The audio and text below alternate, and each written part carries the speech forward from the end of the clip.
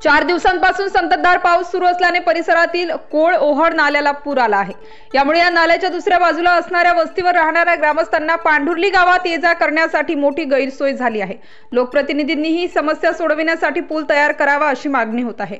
बोरखिंडचे धरण पावसामुळे भरल्यानंतर मोठ्या प्रमाणावर धरणातील पाणी सांडव्यातून कोळ ओहळ नाल्यात आल्याने दुतर्फा केदार व चौगुले वस्तीवर सुमारे 150 लोकांच्या वस्तीवर केदार आणि चौगुले वस्तीवर जाण्यासाठी या नाल्यातून एकमेव मार्ग आहे। मात्र नाल्याला पूर आल्यानंतर मोठी समस्या निर्माण होते।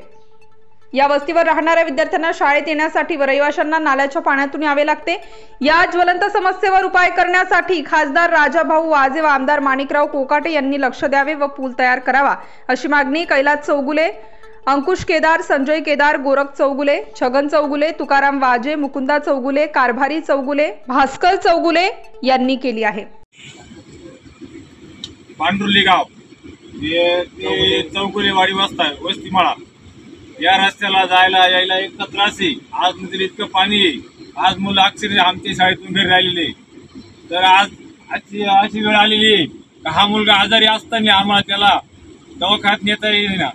त्यामुळं या रस्त्याला या पुलाची व रस्त्याची जास्त गरज आहे। हे बघता श्री आमचे आदरणीय माणिकराव कोकाटे साहेब यांनी व खासदार साहेब वाजे यांनी आमच्या रस्त्याकडे व पुलाकडे लक्ष द्यावे व आमच्या तात्काळ प्रश्न मार्गी लावा एवढी विनंती करून त्यांना विनंती करतो।